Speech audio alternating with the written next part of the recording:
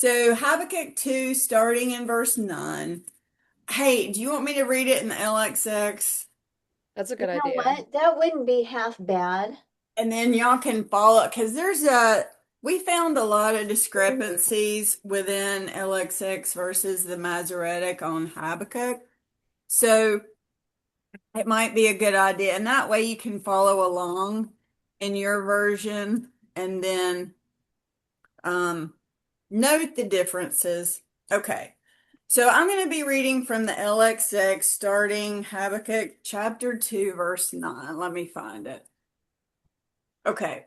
Woe to him that covets an evil covetousness to his house, that he may set his nest on high, that he may be delivered from the power of evils. You have devised shame to your house. You have utterly destroyed many nations, and your soul has sinned. For the stone shall cry out of the wall, and the beetle out of the timber shall speak. Woe to him that builds a city with blood, and establishes a city by unrighteousness. Are not these things of Yahweh the Almighty? Surely many people have been exhausted in the fire, and many nations have fainted.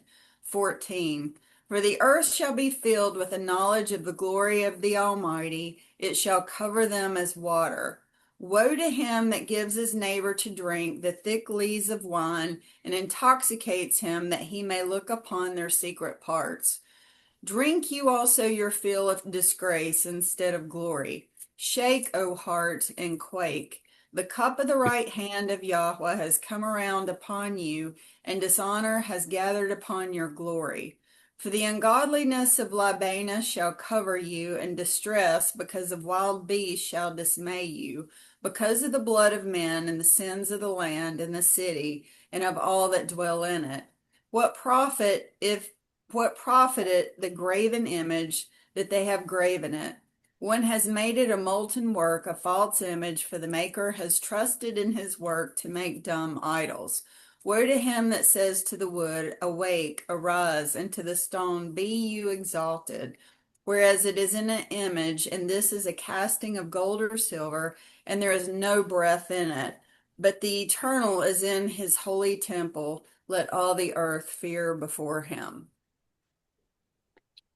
Well, I have to say, looking at listening to you and looking at my ISR, I feel like I had a better visual from the LXX than I did from my own scriptures.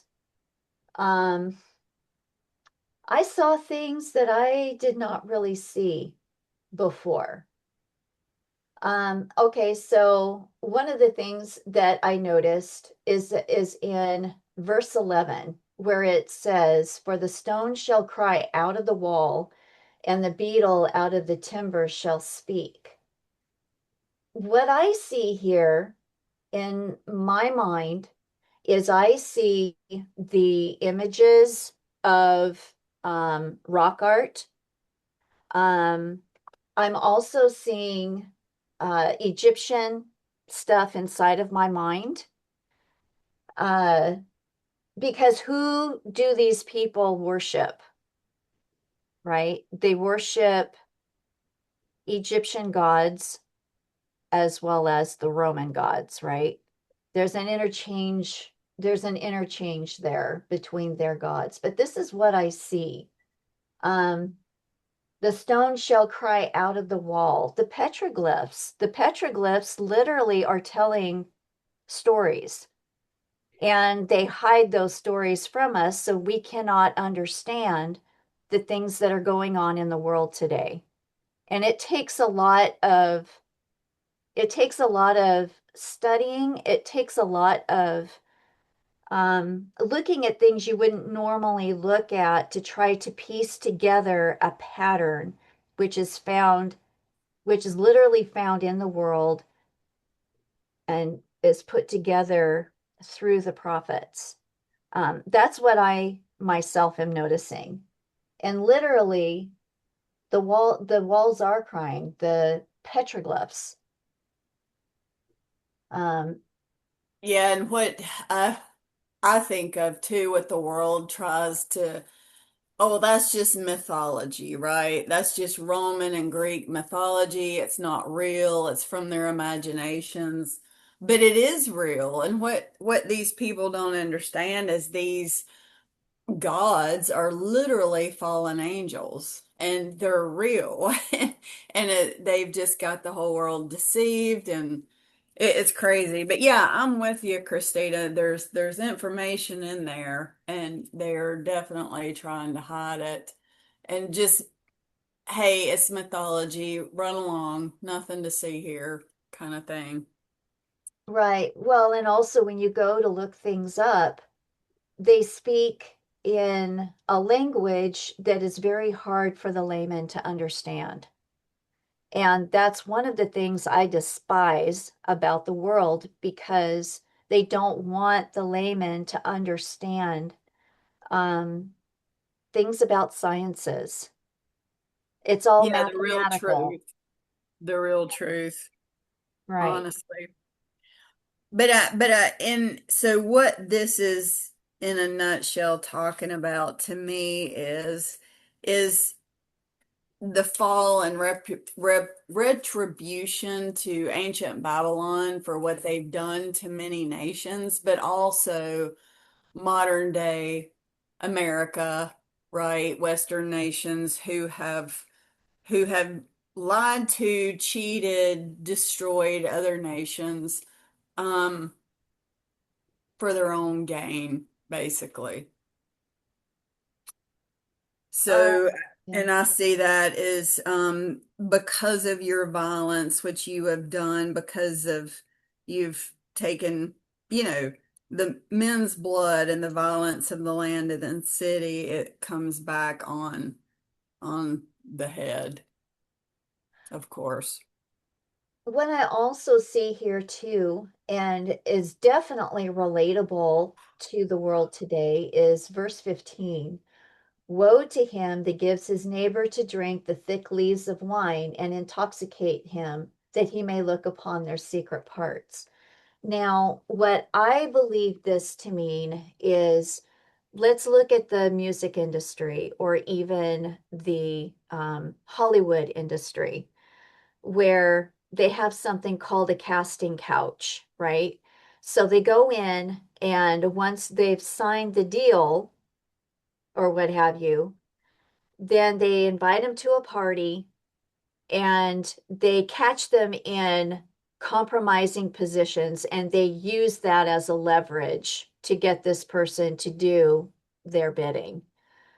That is literally looking upon their secret parts, right? Because it's usually the sexual act that they're caught in. Um, uh, but that's Yeah. what I see. It's And I also see it, that's absolutely true, but I also see it in the everyday. So making the nations drunk with the wine of her fornication. So back to everything we have been taught, everything we hear on the news, everything from our education system is lies, right? For what? Basically to keep us enslaved to the system. And when you're a slave, they are basically robbing us naked, literally, you know. And we're voluntarily doing it while we're claiming that we're the bravest, freest nation that's ever been. We are the most lied to, exploited, and poisoned nation that's ever been. So I look at it like that as well, that we are drunk from the deception of Satan and can't see our way out and we are being robbed.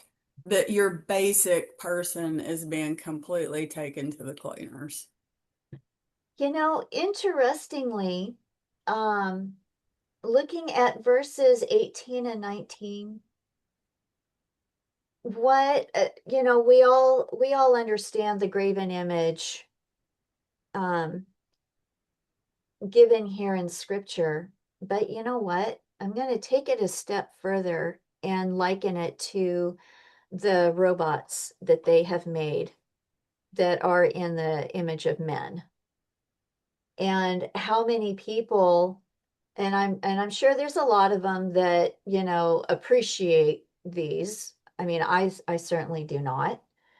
But they're a molten work. They're a false image of the human being, and they have created them to basically uh, take over, if you will.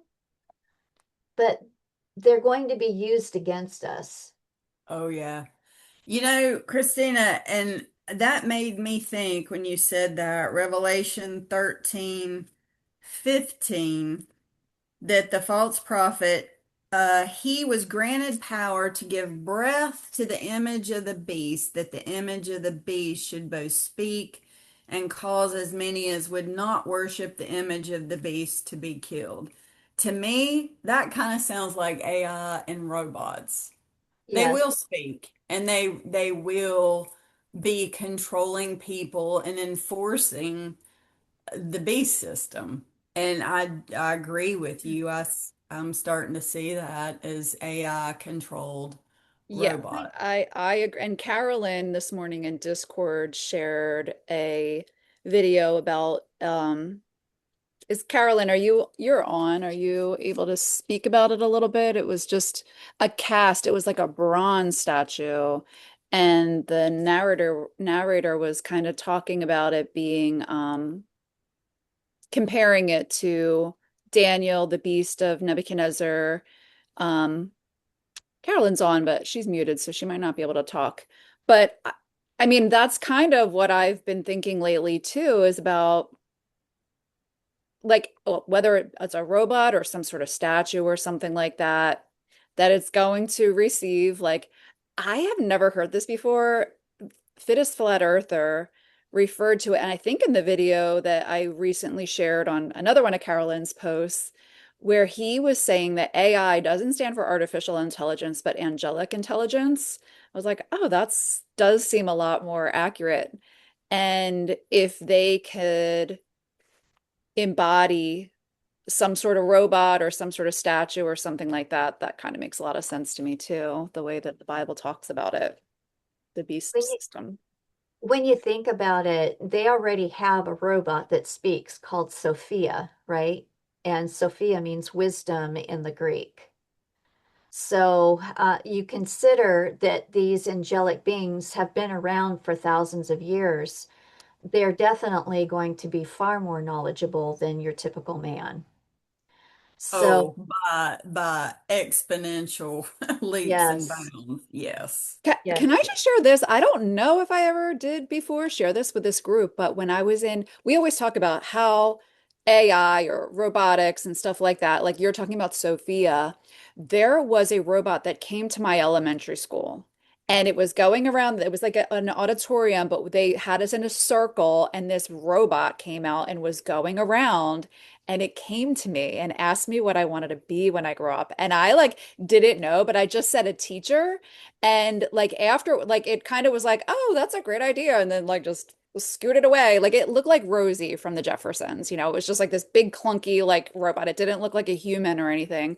But afterwards, people were like, I know this seems like someone might have a microphone and they're talking, but that's not what this is. This is a robot that is thinking and speaking for itself back when I was in elementary school. So I mean, and that wasn't that long ago compared to what we're suggesting. It's been around for a lot longer, but it's been around for at least 30 years.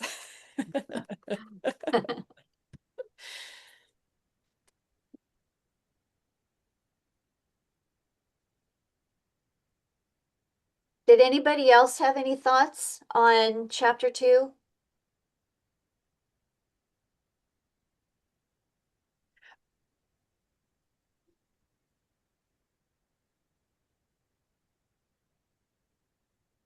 Real quick, Mitzi, when you read verse 20, mine says, but Yahuwah is in his holy temple. Let all the earth keep silence before him. Yours didn't say that. What did yours say?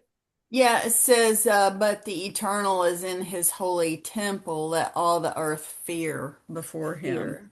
I just think that's an Yeah. interesting distinction. like fear and silence. I guess you would be silenced and out of fear. Yeah. But I had But what were you gonna fear say? is probably more, I was gonna say fear is probably more accurate when That's why people, you're quiet, right? yeah, yeah. I just had Revelation 8:1, which is, and when he had opened the seventh seal, there was silence in heaven about the space of a half an hour.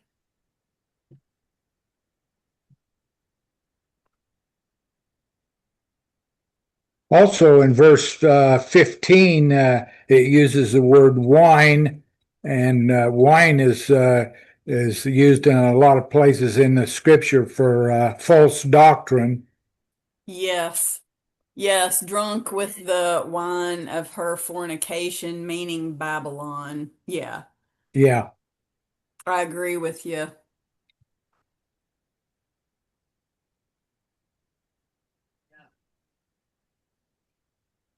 I think what I think Babylon's, sorry, go ahead.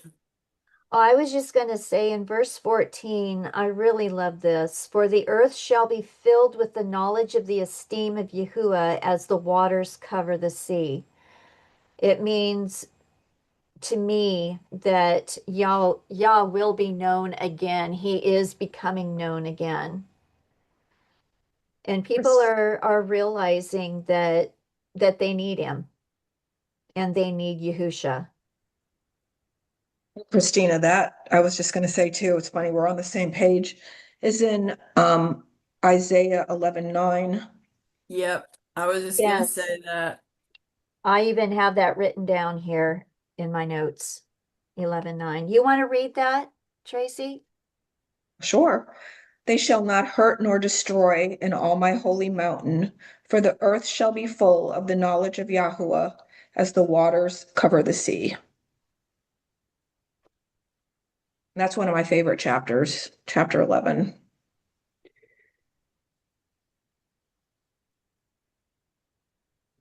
Especially when you start up in verse 6.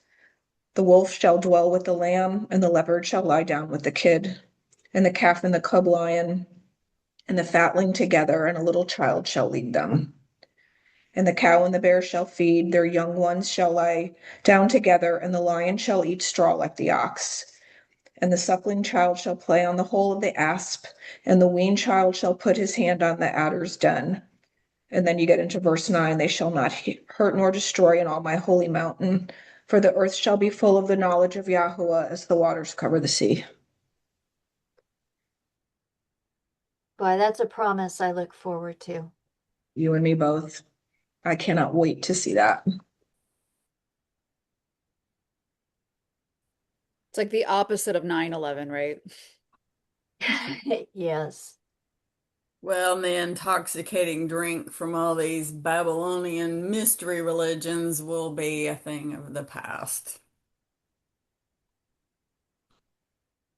And then Satan will get released, but that's another story. So, but I will say, even when Satan's released, he,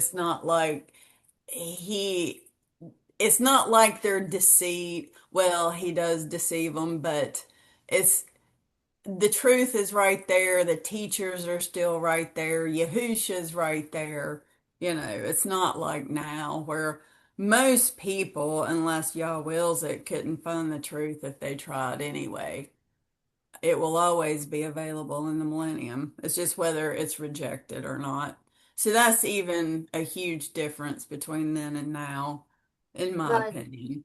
right. And they, the people will be so well versed in scripture. The scriptures they're going to have are going to be pure as Yeah, opposed to what we have right now.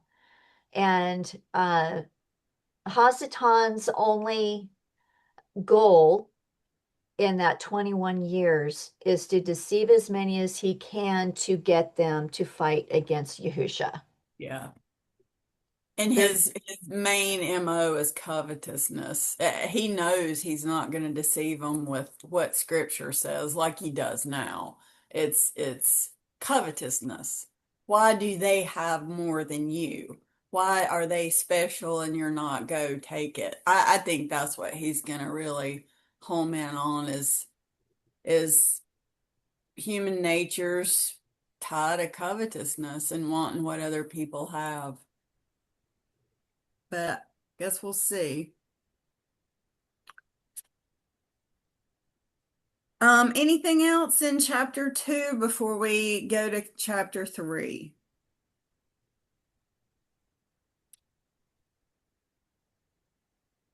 All right. Well, let's get started on chapter 3. I'll go ahead and read that one. Okay. Okay, Habakkuk chapter 3, verse 1. A prayer of Habakkuk. Oh, and by the way, I will be reading out of my ISR, but if you all want to read, the LXX or what have you, go ahead and compare. A prayer of Habakkuk the prophet on Shigionoth. O Yahuwah, I have heard your report. I was afraid. O Yahuwah, renew your work in the midst of the years. Make it known in the midst of the years. In wrath, remember compassion. Aloha comes from Teman, and the placed apart one from Mount Paran, Selah. His splendor shall cover the heavens, and his praise shall fill the earth. And the brightness is as the light he has raised from his hand, and there his power is hidden. Before him goes pestilence, and a burning flame goes forth at his feet. He shall stand and measure the earth, he shall look and shake the nations. And the ancient mountains are shattered, the age-old hills shall bow. His ways are everlasting. I saw the tents of Cushan under sorrow, the curtains of the land of Midian tremble. Shall Yahuwah burn down or burn against the rivers? Is your displeasure against the rivers? Is your wrath against the sea? That you ride on your horses, your chariots of deliverance? You uncover your bow, the oaths of the rod of the word, Selah. You cut through the earth with rivers. The mountains shall see you, they tremble. The storm of water shall pass over. The deep shall give forth its voice. It shall lift up its hands. Sun, moon shall stand still in their places. Like the light, your arrows fly. Like lightning is your glittering spear. You step through the earth in a rage. You thresh the nations in wrath. You shall go forth to save your people, to save your anointed. You shall smite the head from the house of the wrong, by laying bare from the foundation to the neck, Selah. You shall pierce with his own arrows the head of his leaders. They stormed along to scatter me, rejoicing as if to devour the poor in secret. You shall tread the sea with your horses, the foaming of many waters. I heard and my body trembled. My lips quivered at the sound. Rottenness came into my bones.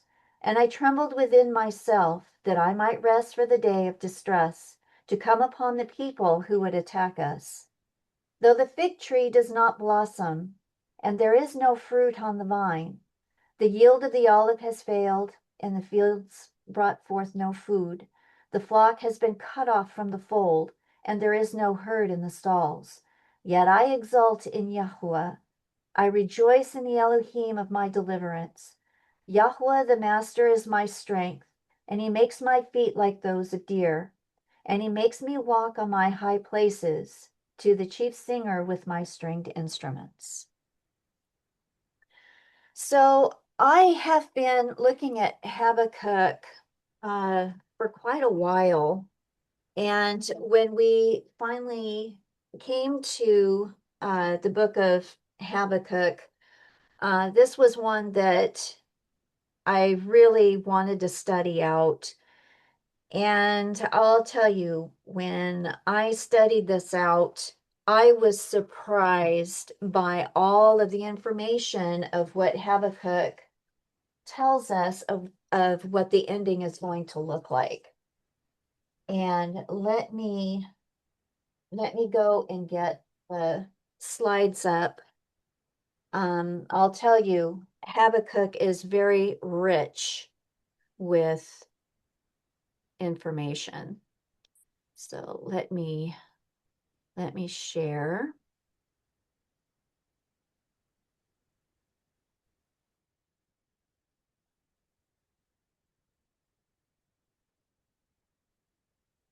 Okay, that was not what I wanted to share. Sorry, guys. Give me a second.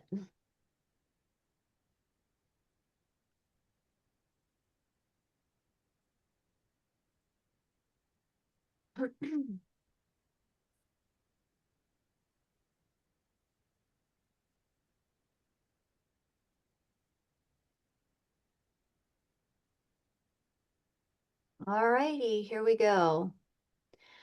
So the first thing in the first verse, a prayer of Habakkuk the prophet on Shigionoth. I looked up the word Shigionoth, which is H7692, and it means a rambling poem. And I also looked at the letters of in the Hebrew of Shigionoth, and they equal 369.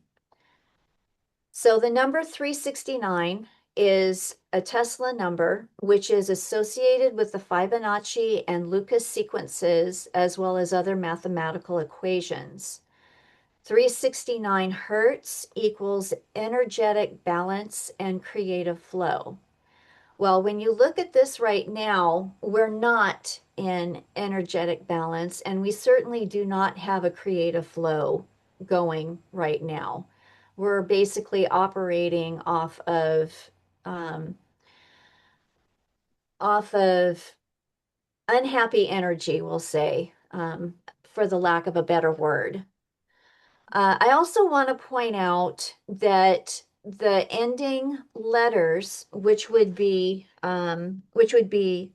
Nun Safith, the Kaf Sophith, the Pe Sophith, the Zadi Sophith, and the Men Sophith, those also have another gematrial value to it, which I did not know until while I was doing my study here. And the 50 is valid on the Nun Safith, but the number is also 700, and we'll see that in the next slide. So I just wanted you guys to know that when you see a difference of the number. So let's go to the next one. And hey, if anybody has anything they would like to say about any slides that I bring up, please comment. And we can even discuss what you have to say. I want to hear it. So, okay, let's go to the second one.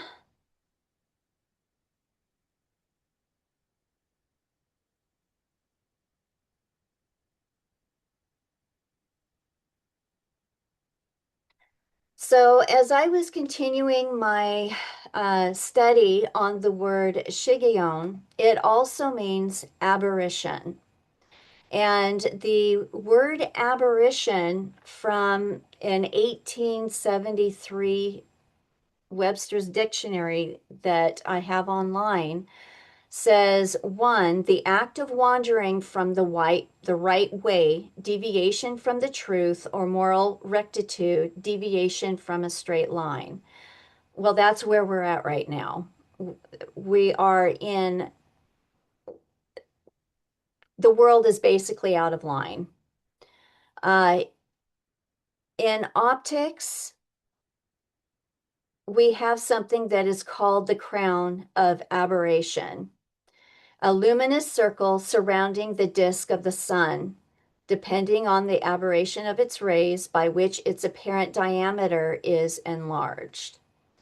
So when I read this, I went and I looked it up, and I found on Wiki Dictionary the word crown of aberration, and it means a spurious circle around the true circle of the sun. Well, the word spurious means not genuine, not proceeding from the true source or from the source pretended, counterfeit, false, adulterate. Okay, not legitimate. So, what we're seeing here is an aberration or a crown around the sun. And I've been noticing this since about 2014, 2015.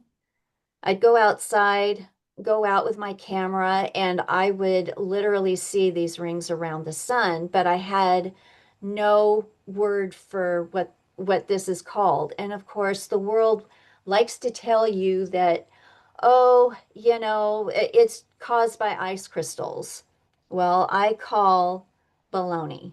That's not what that is. What this is a warning letting us know that the end is near. This on the left hand side, sorry, on the left hand side is an artist's rendition from the 1520 of the same thing that we're looking at today. They also saw the ring around the sun before the major cataclysm that occurred in their area. In our case, it's going to be the entire world that suffers the cataclysm, not just one or two portions of the world or um, countries, if you will. So, also, when I was looking at the word Shigionoth, H7692, this time I added 700 instead of 50. And I ended up with 1019, which is the mirror of 9/11. And I was really surprised when I got 9/11. Well, we all know the significance of that number, 9/11, which is trauma, cataclysm, trouble. And that's what I found here. And it's amazing to me that the signs have been all around. It's the world, the entities have gone through extraneous trouble to hide as much as they can from us so then we cannot know what time it is, how close we are to the end.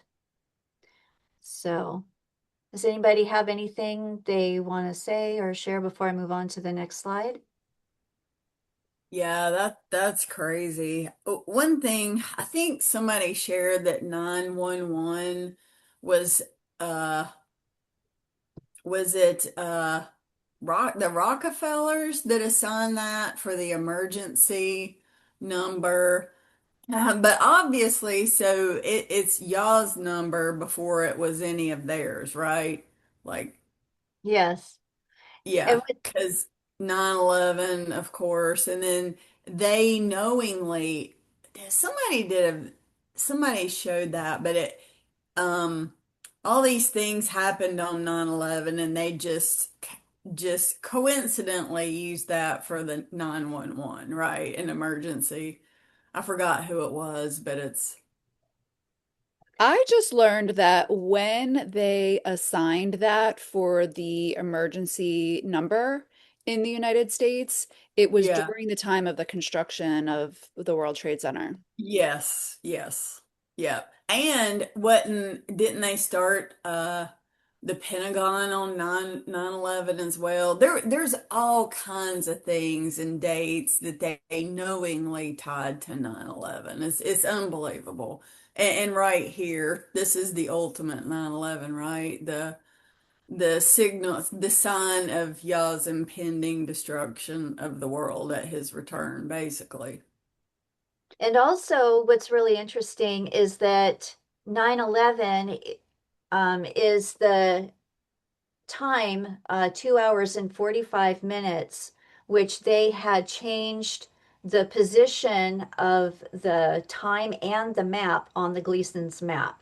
They moved the landmass 2 hours and 45 minutes, and then they moved the red ring around it 2 hours and 45 minutes, Basically hiding creating, that Jerusalem is yes, the beginning of the time zones or international zones. Yeah. right, right.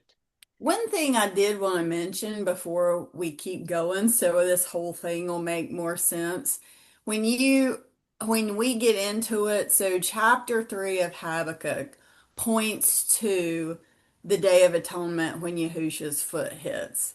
That cataclysm and then destruction of all well of the people that refuse to repent are gonna die, and Satan and all his spiritual buddies are thrown in the pit. So that's what this all is all about. So hopefully that'll help these slides make sense what the scriptures are saying and what Christina is trying to show.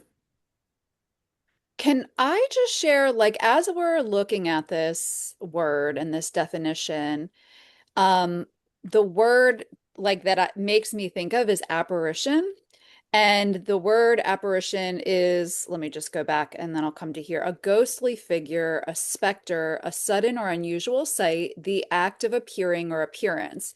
And then I looked up the etymology of the word apparition, and it means comes from the early 15th century, derived from the Anglo-French apparition and late Latin apparatio, meaning appearance or supernatural manifestation. Its meaning evolved to refer specifically to an unexpected or startling appearance, often associated with ghosts. Just wanted to share that. I thought it was interesting because this word right here, aberration, has the same Latin root word. That's where it's coming from. And that's interesting because we don't always see the ring around the sun. It just, one day we go out and we see it, other days we don't. So, But it's a very common occurrence now for sure. yeah, yeah, you can't hide it. No, no amount of chemtrails and cloud cover can hide it because you can still see it through the sludge that they spray in the sky. Okay, I'm going to the next one.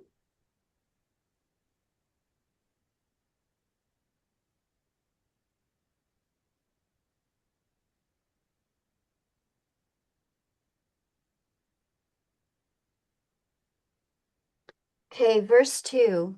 O Yahuwah, I have heard thy speech and was afraid. O Yahuwah, revive thy work in the midst of the years. In the midst of the years, make known. In wrath, remember mercy.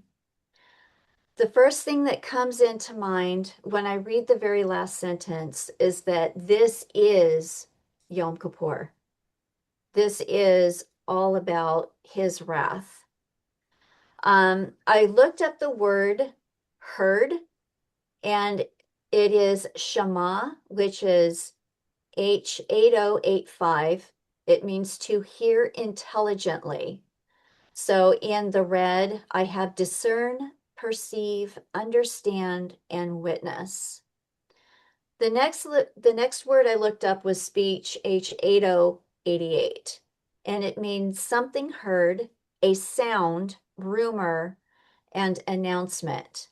And in the LXX, it comes up as report. And its root word goes back to H8085. So he's hearing intelligently the report. The report has multiple meanings, which includes a legal description of the law. The two definitions focused on today are to hear intelligently, perceive, discern, understand, and witness.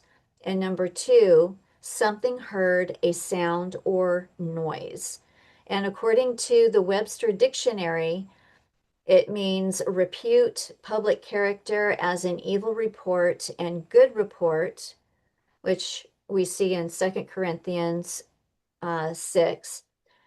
And then in verse 4, it's an account, a story, relation, which Yah is basically accounting all of the sins that we have done, because we are now expecting the wrath of Yah, his punishment. And then 5 is the sound, noise as the report of a pistol or cannon. So when Yah comes through the firmament, it's going to be a report that's going to be heard across the world, right? You're going to hear that echo across the world, no matter where you're at. And that is what I had likened the word report, which is found in Shema.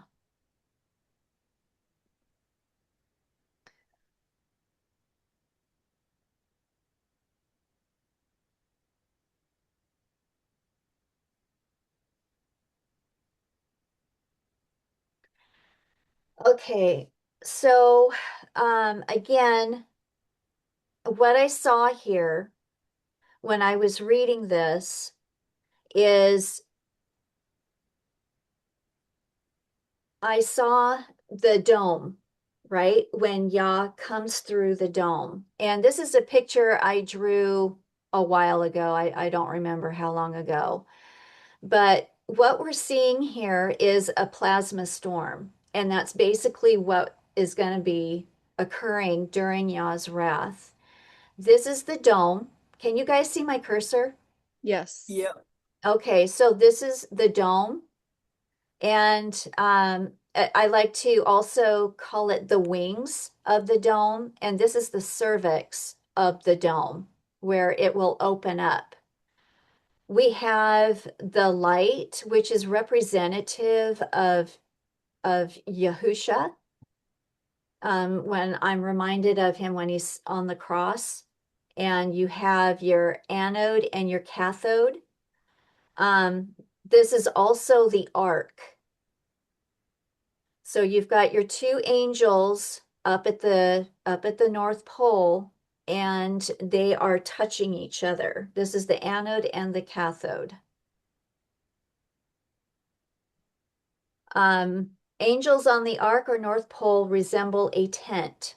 Notice the shape of the man found in the center. The center pole is the light coming down from heaven.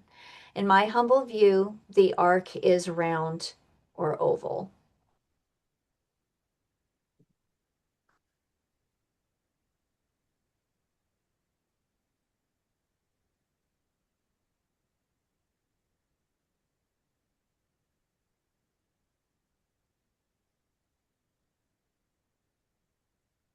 Sorry, guys, it's taking a minute. Okay. O Yahuwah, revive thy work in the midst of the years, in the midst of the years make known. So all of these things that we've been talking about, beginning with Ezekiel, this was shown to us in 2025 at the beginning. And what's interesting is that in the midst of the years, and in the midst of the years make known, as soon as we had the calendar finally figured out, that occurred just after Shavuot, which is halfway through the Gregorian year, if you will. But it's also marking the halfway point of Yah's festivals. We've just finished the spring festival. We've come to the Shavuot, which is the central festival before we go on to the fall festivals. So I thought it was really cool that in the midst of the years, we're seeing it right here in the priestly order. And as I was looking at this, Christina, I'm yes, sorry, when go you ahead. say in the midst of the years, I'm also looking at that in like the midst of the week. Is that what you were seeing too? Yes, Yeah, okay. Yeah, yes, the last week of just prior to the last Jubilee and day 6. yes.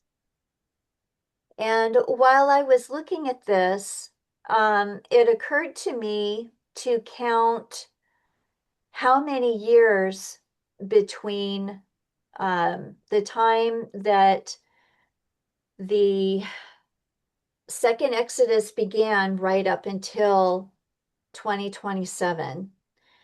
Not counting inclusively, I counted 17 years to 2027. And I realized that that was significant. And I ended up looking in Ezekiel 29:17. 29:17 says, "And it came to pass in the 27th year, which is next year, in the first month, in the first day of the month, the word of Yahuwah came unto me, saying," when I matched up the 17 years, I saw the 11. 2 plus 9 is 11.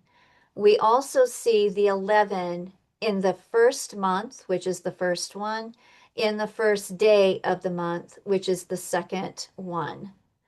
And 2027 is the year where the US has been obliterated, and Yah is looking into the next, he's looking at the next son, which is Ham. He's looking at Ham's territory, which will be next. So if you read chapters 26 through, I believe it's 31, it's all about Tyre, and then Yah looking at Pharaoh or Mitzrayim next. So that was another tie-in for me when I was looking at this particular verse in Habakkuk.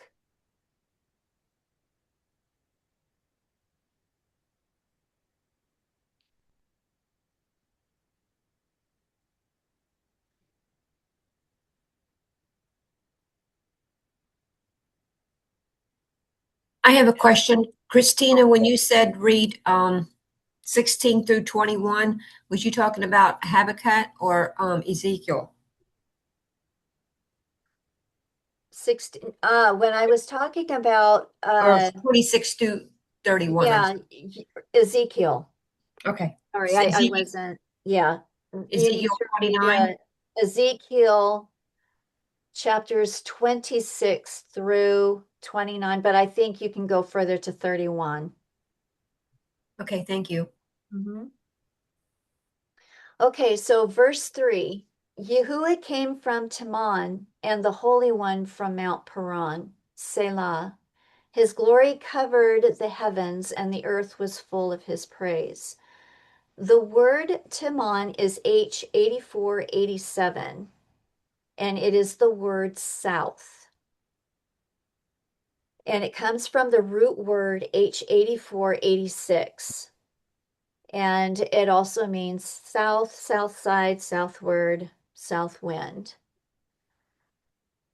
The word Teman is not a place or location, but a direction that is south. This means that this direction points to the timing of the fall festivals after the sun has crossed the equator from the north and into the south.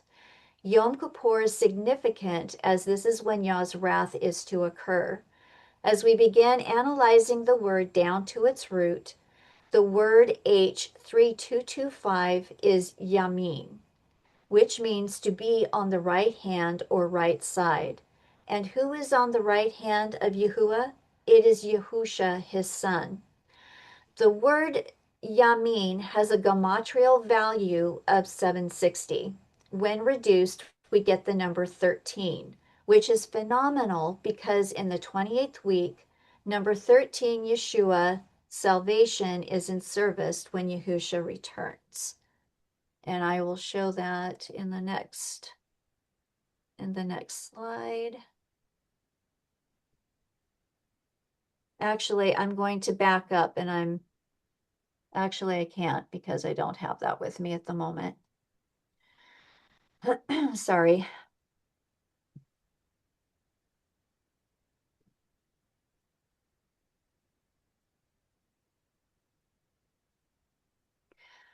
Okay. Deuteronomy 33:2. And he said, Yahuwah came from Sinai and rose up from Seir unto them. He shined forth from Mount Paran, and he came with 10,000s of his saints. From his right hand went fiery law for them. So the word the place here, Mount Paran, it is a poetic name for Mount Sinai. So we're talking about Mount Sinai. And what's really interesting to me here is that according to the Strong's definition, Paran is also a place of caverns, which is where Israel is going to go to be hidden before they go into Jerusalem. And I thought it was interesting that they surmised that there were 18 stops in that area. And I did the gematria of the word Paran, which is 981. And when it's reduced, it reduces down to 18, which matches the 18 stops in that area.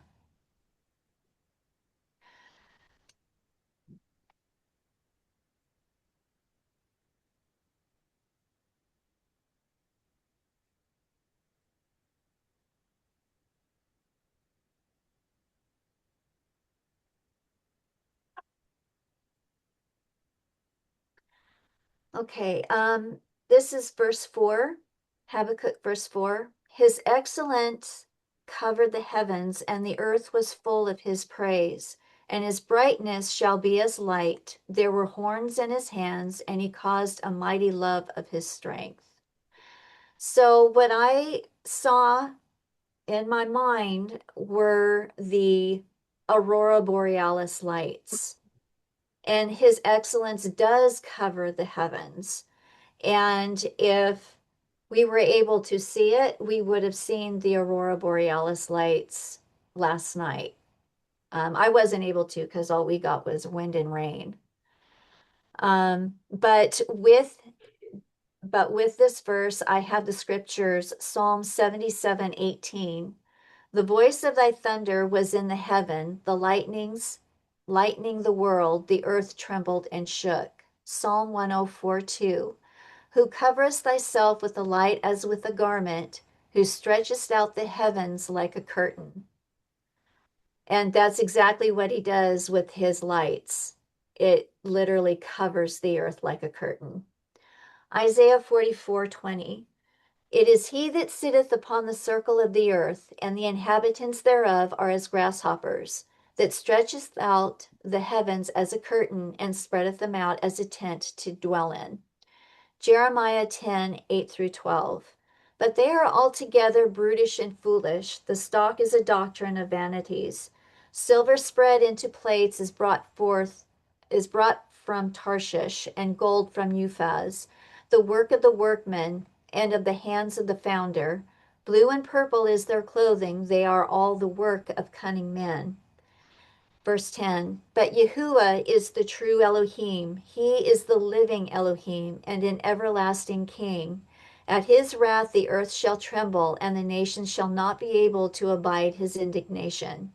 Thus shall ye say unto them, the Elohim that hath not made the heavens and the earth, even they shall perish from the earth, and from under these heavens. He hath made the earth by his power, he hath established the world by his wisdom, and has stretched out the heavens by his discretion.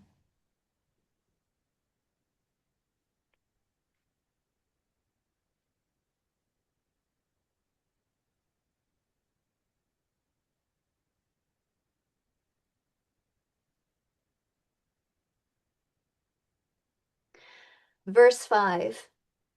I went and I took both the KJV and the LXX to compare. So the first one says from the KJV, before him went the pestilence, and burning coals went forth at his feet.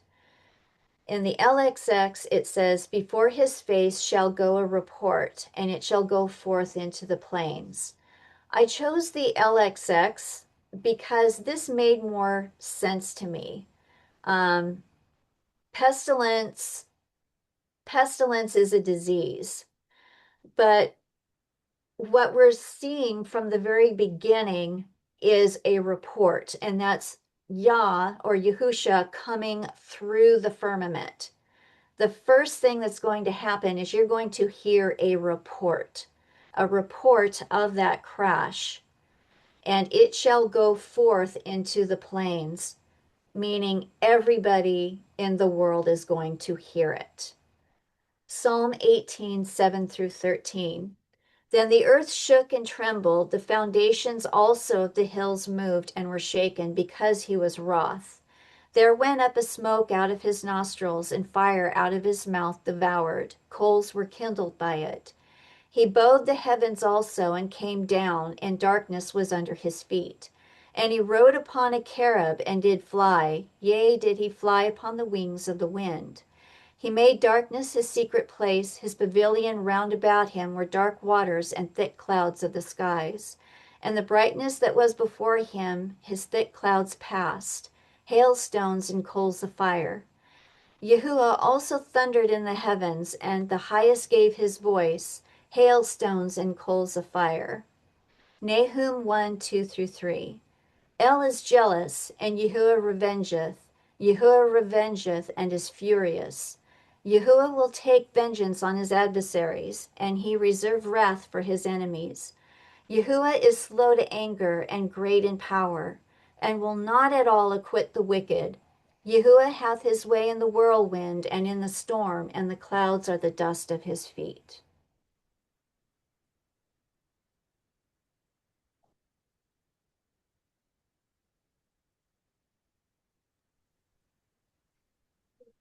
I think of you guys have been seeing we'll share all these weird noises going on in the earth. Um, to me, they kind of sound like shofars or trumpets going off. And what I think of with this report, and I do think the earth is going to be groaning, right? Scripture talks about that. So when he comes through, instead of just certain places hearing this, I think it's gonna go be just loud all over the world, like the shofar, right? That's blown on the Jubilee. So it's just interesting. I think y'all know what I'm talking about, those weird noises everybody's hearing and they call 911 and nobody knows what caused it or anything. It's probably got something to do with electromagnetic field because of all these things. And there's more earthquakes. Yesterday there was a huge one in the Philippines and then in Cuba. So as these things keep crescendoing until, I mean, it's probably going to be the loudest thing the earth has ever heard, honestly. Um, Yeah, and I there's know. going to be trumpet blast all the way, right? The seven final trumpets. And then this one will be the grand finale, is what I think that's what I think of when I read these scriptures. Yeah, and I saw a few videos of these trumpets that were heard in the sky. I myself have never heard them, but when I've listened to the sounds that these make on the people's recordings, I am blown away because it does sound just like a shofar and it is loud. And they know that it comes from the sky, they just don't understand. And I kind of wonder too, um, that sound because I watched a video, I don't know, some months ago about the ice cracking on a river and how it makes this amazing, out of this world noise. And I've never heard anything like it before because I don't live near a river that freezes up and then it melts. But when the ice starts cracking, when it's melting, it makes a noise that's kind of like what they had heard up in the sky. We know that there is water above the firmament. And so I have to wonder um, if what we're hearing is very much likened to ice cracking on top of a lake or any large body of water. But you guys should look it up because it's really neat listening to the river crack and noise issue from it. I've never heard anything like it before. So, Christina, I just looked it up, and my sister and I always talk about when we were little, we live near Sesame Place, and it's like a, like a theme park for kids. Anyway, there was a water tower that was right by it, and it had like the Sesame Place like logo, and it was just like that's what was painted on it. It was huge. But for whatever reason, we discovered that if you throw rocks at it, it would make this noise. And so we tried taking our nephews there because it was, how like water towers are usually like on legs really high up and there's like a big ball on top. This is one of these towers that's just filled with water, but it would make I'm listening to it right now. I'll share it in the chat. Um, it was such a cool sound. And it also makes me wonder, did now this just popped into my brain, right? So what if somebody launched a rocket and smashed into the firmament above, and that's the noise it made? So just wondering. It's like frequency on water is clearly like what's making this, and it's an enclosed water. And that's what's up. That's what's right beneath the firmament is water. Yeah. Neil's sitting right here. He's heard the ice stuff all the time growing up on a lake in northern Michigan. And Johnny would know too, but they can't hear right now. I don't know what's going on. We jumped off and jumped back on. Now we can hear. We did, Okay. yeah, we did miss some of the conversation though. Okay. Yeah, Christina was talking about the weird sound that ice makes when it's melting on lakes, and I'm thinking, well, Johnny and Neil know that sound. For sure. Okay, so verse 6. He stood and measured the earth. He beheld and drove asunder the nations, and the everlasting mountains were scattered. The perpetual hills did bow. His ways are everlasting. That is from the KJV. LXX. The earth stood at his feet and trembled. He beheld, and the nations melted away. The mountains were violently burst through. The everlasting hills melted at his everlasting going forth. So again, I used this image to show you the artist's depiction of this plasma storm. We have waves of water and dust on the right hand side, and we've got mountains that are literally being blown apart. And of course, we got the people freaking out at the bottom here. Nahum 1:5. The mountains quake at him, and the hills are shaken, and the earth recoils at his presence, even the world and all that dwell in it. Isaiah 64, 1 through 3. Oh, that thou wouldest rend the heavens, that thou wouldest come down, and the mountains might flow down at thy presence. As when the melting fire burneth, the fire causeth the waters to boil, to make thy name known to thine adversaries, that the nations may tremble at thy presence. When thou didst terrible things which we looked not for, thou camest down, the mountains flowed down at thy presence. Psalm 45:6. The heathen raged, the kingdoms were moved. He uttered his voice, the earth melted. Psalm 97, 3 through 5. A fire goeth before him, and burneth up his enemies round about. His lightnings enlightened the world, the earth saw and trembled. The hills melted like wax at the presence of Yahuwah, at the presence of the Master of the whole earth.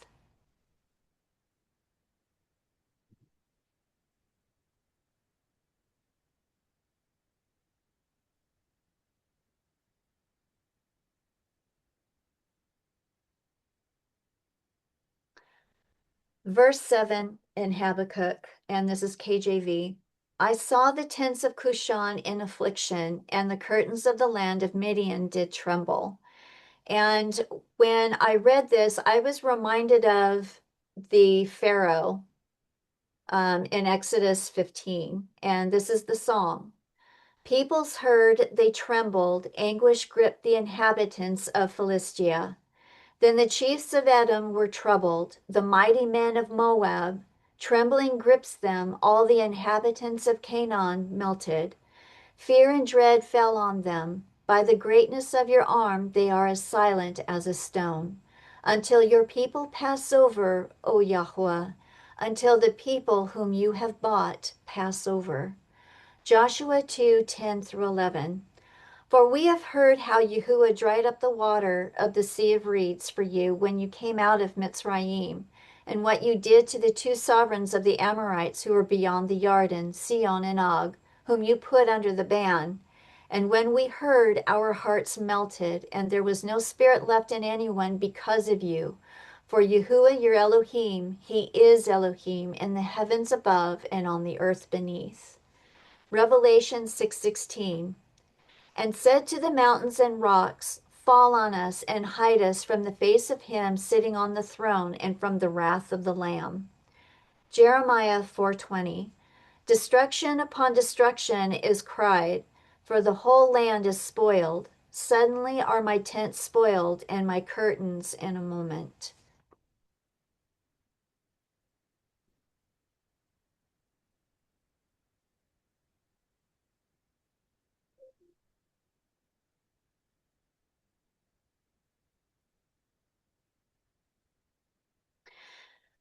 Habakkuk 3 verse 8. Was Yahuwah displeased against the rivers? Was thine anger against the rivers? Was thy wrath against the sea, that thou didst ride upon thine horses and thy chariots of salvation? Habakkuk 3:8 in the LXX. Was thou angry, O Yahweh, with the rivers, or was thy wrath against the rivers, or thine anger against the sea? For thou wilt mount on thine horses, and thy chariots are salvation. With that, I guess we'll talk about that in the next slide. I have Revelation 14:11 through 14. And I saw the heaven open, and behold, a white horse, and he that sat upon him was called Faithful and True, and in righteousness he doth judge and make war. So this is Yahusha, who is riding on his chariot of salvation, and he is the one who is wreaking, basically punishing the enemy. His eyes were a flame of fire, and on his head were many crowns, and he had a name written that no man knew but he himself. And he was clothed with a vesture dipped in blood, and his name is called the Word of Yahweh. And the armies which were in heaven followed him upon white horses, clothed in fine linen, and white and clean. So the armies which are with him is the bride. She is with him, and she has gone out with him to wage war upon the enemy. Deuteronomy Yes. 30. Go Hey, ahead. Christina, I just want to add this a little bit. If you look it up, there's a lot of folks that don't believe the bride returns with them. But of course, the armies that come from heaven, yes, it's the holy angels come as well. But if you read in Revelation 19, but angels don't ride angelic horses, you know. That would be, but I've got just a couple other scriptures I can add in there. But Revelation 19, it says this as well. 19:8. 7 and 8, it talks about, let us be glad and rejoice and give him glory, for the marriage of the Lamb has come, and his wife has made herself ready, and to her it was granted to be arrayed in fine linen, clean and bright, for the fine linen is the righteous acts of the saints. And then if you keep going down, Revelation 19:13, it's almost a repeat here. It says, he, Yahusha, was clothed with a robe dipped in blood, and his name is called the Word of Yahweh, and the armies in heaven, clothed in fine linen, white and clean, followed him on white horses. So, and the reason I'm making a big deal about this is there's a lot of people that'll flat out say, no, it's the holy angels. The bride's not coming with them. But I also wanted to give a couple more. Jude 14 and 15, which is also in Enoch chapter 1, verse 9. Let me see.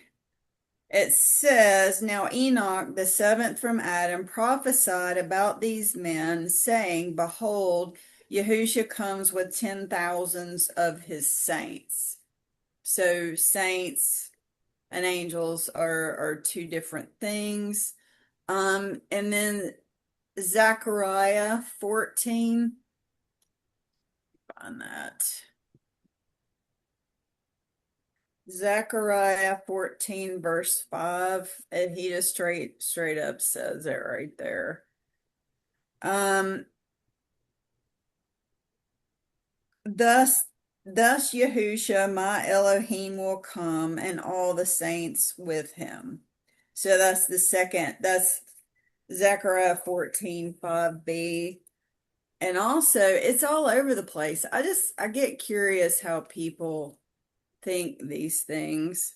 Well, Uh, the one thing that came to my mind is I'm like, I definitely agree that it's the saints that returns. It clearly says that. I'm not arguing with that at all, but I'm wondering if it's just the six seals like being, the seals being opened and the riders on the horses, like are those oh, angels?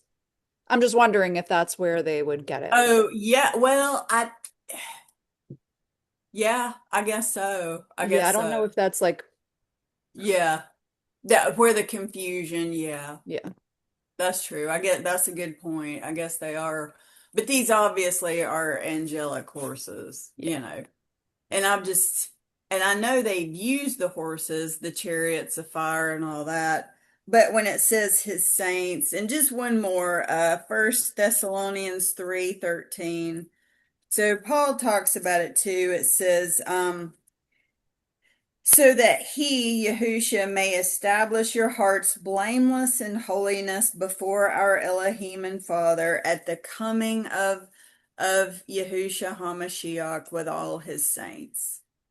So, Yeah, there's another one too. I don't know where it's at, but where it says when he comes, his reward will be with him. And he's the bridegroom. Who else is his reward? The bride, So that that's what yeah, I think. yeah. And then Deuteronomy 33:2 as well, which Christina already put that up there. Um, Actually, yeah, actually, if you want to read that, Mitzi, go ahead, because what I have is 33:26 through 27. okay. So, and this was Moses was prophesying here about his return. And Moses said, and then Yahusha came from Sinai and dawned on them from Seir, and he shone forth from Mount Paran, and he came with 10,000s of saints. And from his right hand came a fiery law for them. So, that So his saints return with him.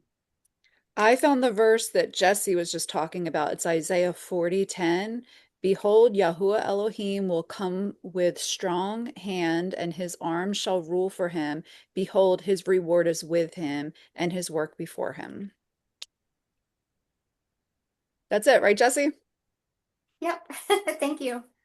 And that was 40 what? 40:10. And there's actually another one, Isaiah 62:11. Behold, Yahuwah hath proclaimed unto the end of the world, saith the daughter of Zion, Behold, thy salvation cometh, behold, his reward with him, and his work before him.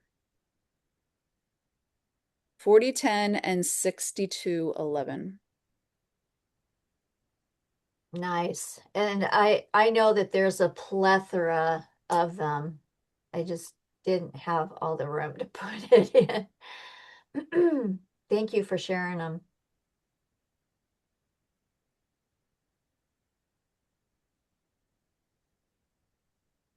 Deuteronomy 33, 26 through 27. There is none like unto the El of Yeshurun, who rideth upon the heaven in thy help, and in his excellency on the sky. The Elohim of old is thy refuge, and underneath are the everlasting arms. And he shall thrust out the enemy from before thee, and shall say, Destroy them. Exodus 14:13. And Moshe said unto the people, Fear ye not, stand still, and see the salvation of Yahuwah, which in this case is Yahusha, which he will shew to you today. For the Egyptians whom you have seen today, you shall see them again no more forever. And I look forward to living a life without the enemy in it. Let's go on to the next one.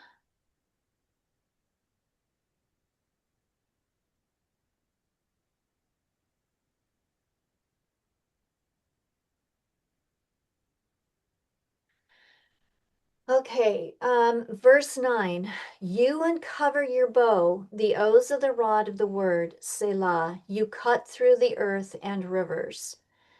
That is the ISR version, and then the LXX. Surely thou didst bend, they bow or bow at scepters, saith Yahuwah. Pause. The land of rivers shall be torn asunder. So when I was reading this particular passage, in my mind, I saw the trident, I saw the image, and I started looking into it.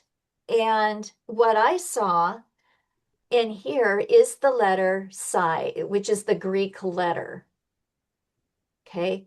And I looked at that and I was like, that reminds me of the firmament. And it also reminds me of the trident.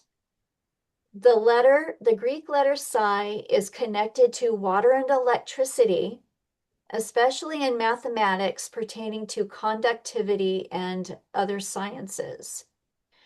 And as I looked further into it, I realized that Father is going to use this method to cut in brand new valleys and rivers. And I'm going to show you that in the next image.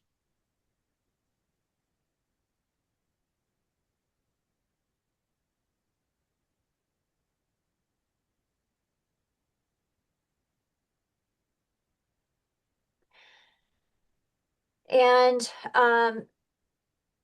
how I came to that conclusion was I had seen an experiment done with wood burning. Okay, so what it is they take the car battery, the wood has got water all over it.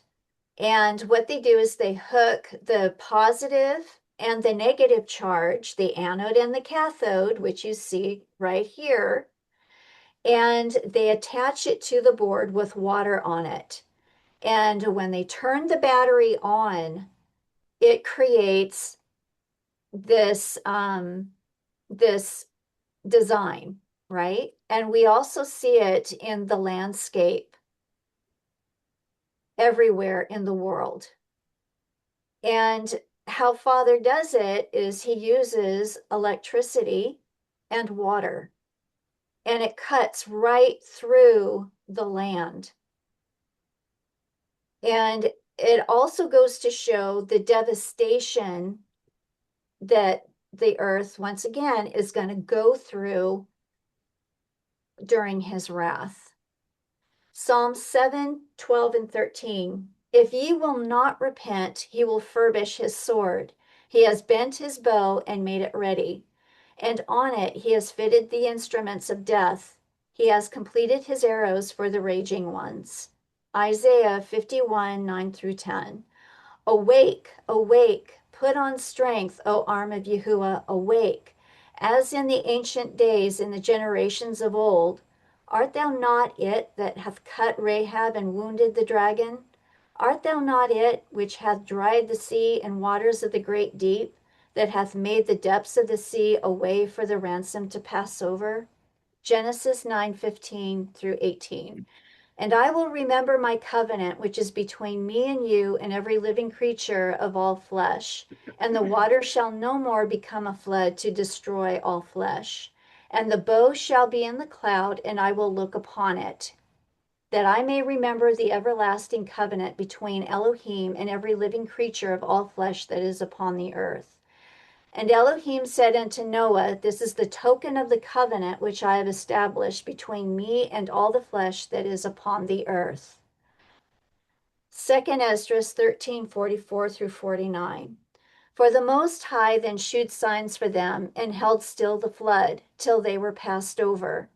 For through that country there was a great way to go, namely of a year and a half, and the same region is called Arzareth. Then dwelt they there until the latter time. And now when they shall begin to come, the highest shall stay the springs of the stream again, that they may go through. Therefore sawest thou the multitude with peace.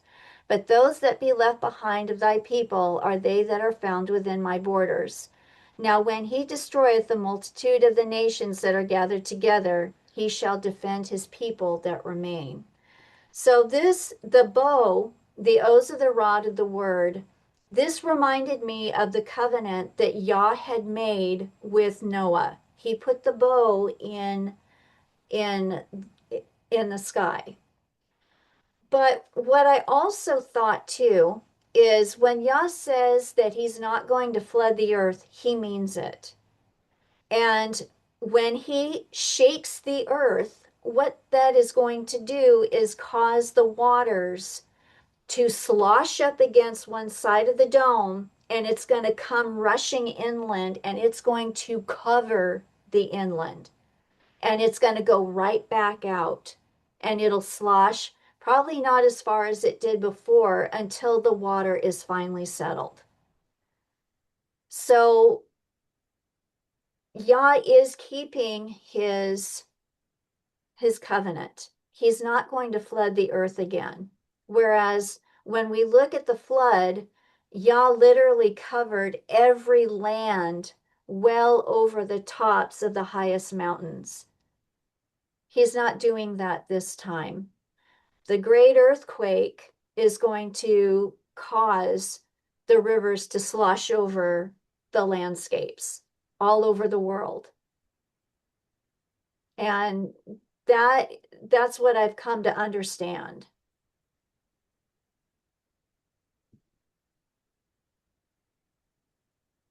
Does anybody have anything? Did you see Kimberly's question here? It's interesting, No, Kimberly. no, It's definitely on topic as Oh, far well, I wasn't sure.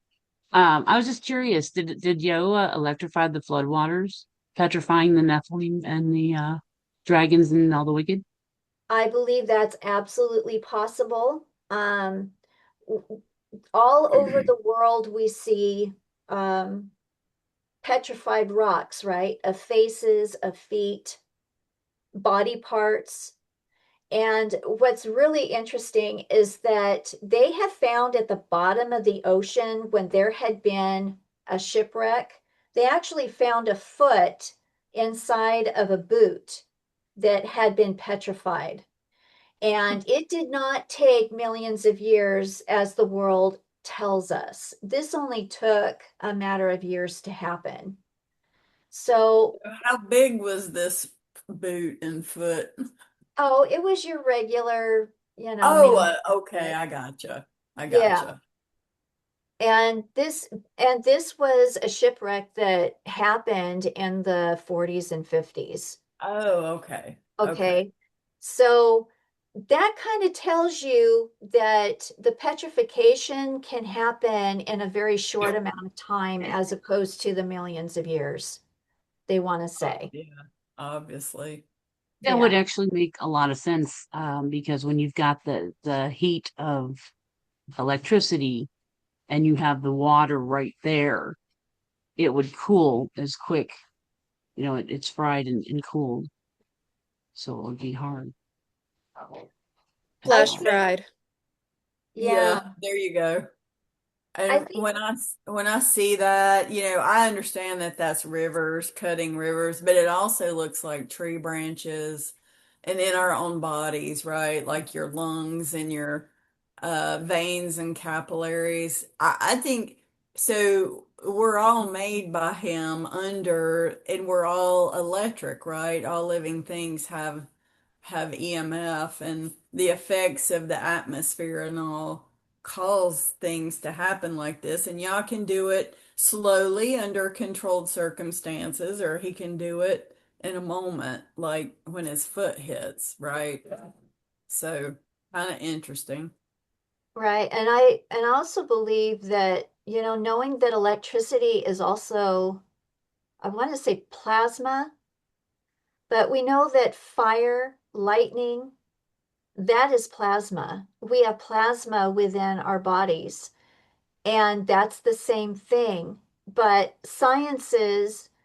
people in scientism would say, no, those have nothing to do with each other at all. Well, think about it. There's a reason why we're not allowed to drink blood. It's because of that plasma. That's the life within our body. It's the plasma. That's what gives us life. And he uses it to change the earth, and he uses it to change our bodies. So imagine we will be eating the bread of life again, which is manna, which is plasma. We will be eating that again to heal us. And that's promised in 2 Baruch chapter 29. Yep. And I personally, I listen to these ex-PhD chemical engineering guys that basically came into the learning that the, um, oh wait, periodic table is a bunch of hooey, that it comes down to literally the four basic elements: earth, wind, fire, and water. And if you so the witches had it right all along. Yeah, but you know what Yeah. I mean. And it's crazy to think about all the many ways we've been lied to and led down. Just crazy. Like, That I just want to clarify, Lair, just add on to what you just said. Like, they were worshiping the creation instead of the creator. He's the right, one that created all the elements, and that's what they were right. falsely worshiping, right? Right, and it's That's literally four simple ones. It's not all this huge periodic. It's laughable when they did it far more eloquently than I did, and they went into the proofs of it. But it was just It's anyway. interesting because the Eastern Star of Freemasonry recognized that as well, but they hide it from us. So, we remain ignorant while they have the perverted parts of the truth, you know. Right, So, but yeah, the waters are also going to play a huge role in the changing of the landscape. Okay. and there's that number four again, right? The elements, the four main elements, Yeah. four. Yahusha's number. There it is.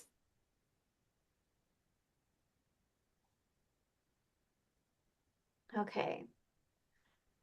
So verse 10, 6 and 10, I put these together because as I was doing my studies, these definitely coincided.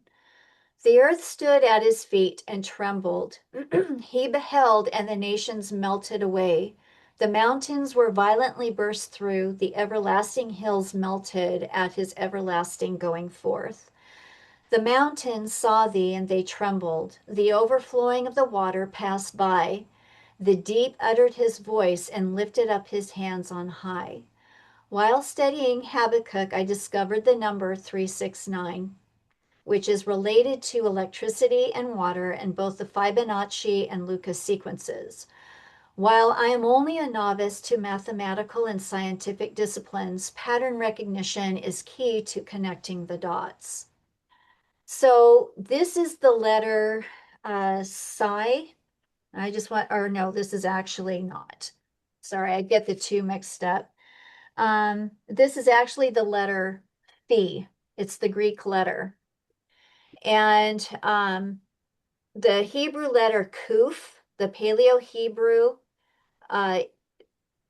it's related to the Greek letter, and it looks like a sunrise, or the modern letter.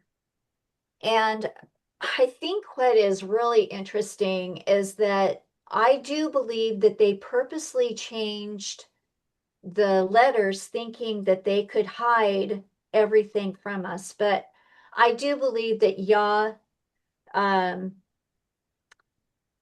preserves it in a way that's unexpected. But what I see here is when I look at the Greek letter phi, I see the firmament, and I also see the light coming down from Mount Meru.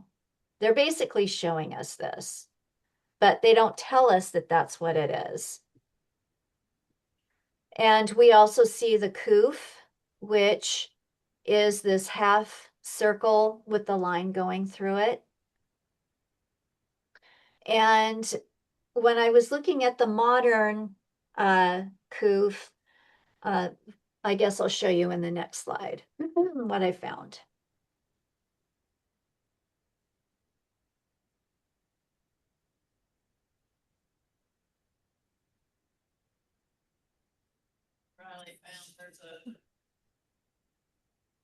She's saying no. A modern song named 369 says she was looking at the. I'm sure it's not a good version, but another flash that they know about this stuff is my point. Mm-hmm. What this letter represents to me is the dome with the light going down from the top. The line through the circle is an expression likened to the sun crossing the invisible line on the equator, and also a sideways view of the illuminating disk on the horizon. When I began looking up mathematical properties for the sequences, this image popped up on Wikipedia. The first thing noticed was a spiral found on both sequences, which would be the Fibonacci, which is on top, and the Lucas sequence, which is on the bottom. Then I realized something. This looked exactly like the owl eyes I had seen on images depicting a plasma electromagnetic storm, or even a plasma pinch. While studying the modern Hebrew letter kuf, it occurred to me that if I mirrored the letter, I would get this. I got owl eyes, which is what you see right here. This is the owl eyes. These are the spirals. The two middle posts in the owl eyes made me realize they were representing the positive and the negative energy of the anode and the cathode found at the North Pole. When the plasma pinch occurs, the central lines twist upward toward the dome, perfectly resembling the Hebrew letter Ga. And what they did with the letter Ga was they replaced it with the letter Ayin. And they took away that letter. And I believe they did that so then we could not make connections. Because when I saw this letter, I immediately saw the plasma pinches that are noted on the petroglyphs. And when I had also done the examination of Hierophant's IPET GOAT 2, I saw the same thing. And I knew that what that video was about is the end. It is the plasma. So,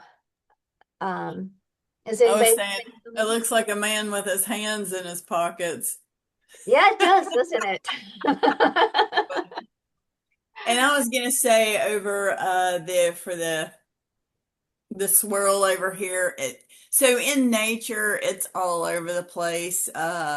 Snail shells, waves, all kinds of natural occurrences that point back again to the EMF, to the toroidal field affecting the growth of living organisms, plants, even honestly, look at that. It looks like a human or a baby in the womb when it just starts growing has that shape as well. Yep. And also think about the portals. You see the Yep. spiral in the portals.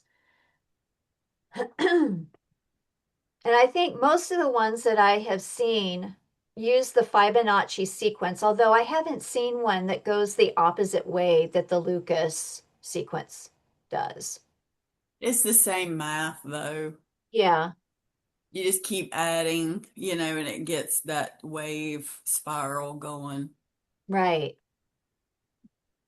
Okay, let's go on to the next one. And I think they're flashing it with the owl, Washington D.C., the streets. Not only are they the pentagram, but they're also an owl if you widen it out. And also, what is that? All of the presidents and all the yuckity yucks go to Bohemian Grove.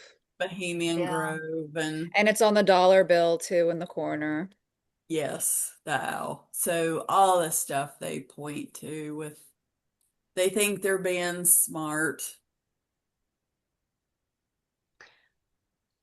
So, what I'm trying to say is that the letters I showed you point toward a severe plasma storm, Yah's wrath. It will not only cause many of the mountains to be destroyed, the whole landscape of the world will change after the great earthquake and the waters flow over the land, according to Habakkuk 3:10.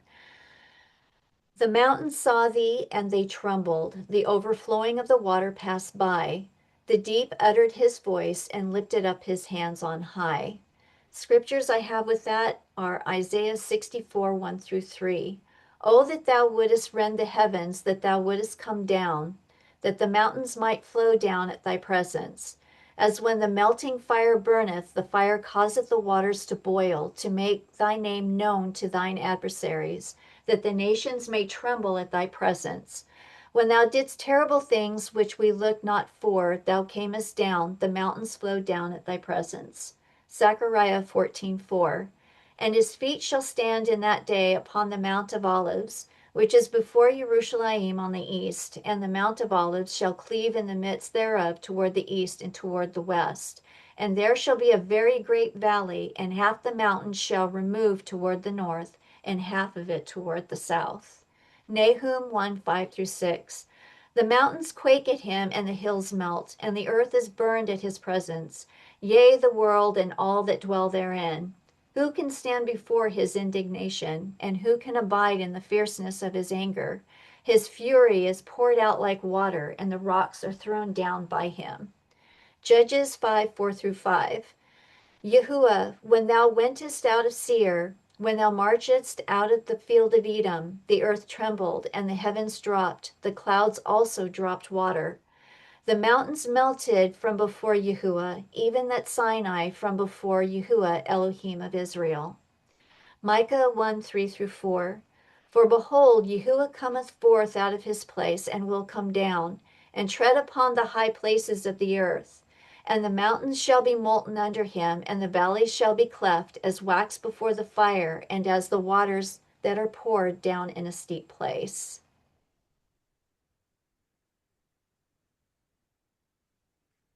So I'm just realizing like the note that I have in my Bible for verses 10 through 17 of Habakkuk chapter 3, I have that this should be future tense. But I wonder if, what Habakkuk is describing what he's seeing, and it's like he's describing his vision, which is in the past. But what do you guys think about that? That like it has like the word, I underlined all the words of the tenses. So in verse 10, the mountains saw thee and they trembled, and the overflowing of the water passed by, the deep utterance in his voice, and lifted up his hands on high. So, like, I'm suggesting that the mountains will see thee and they will tremble, and the overflowing of the water will pass by. You know what I mean? I'm just thinking of these verses as being future. Oh, absolutely. I think I whether he saw a vision Right. or God told him what to write, but it's definitely future. personally, when I read my ISR, they write it in the future. Oh, really? Okay, they shall pass. But Okay. the KJV I noticed, and this is exactly what I was thinking when I was doing comparisons between the ISR, between the KJV, and also the LXX. Every time um, I used a verse to pop in here, I usually chose the RNKJV, which is the true name.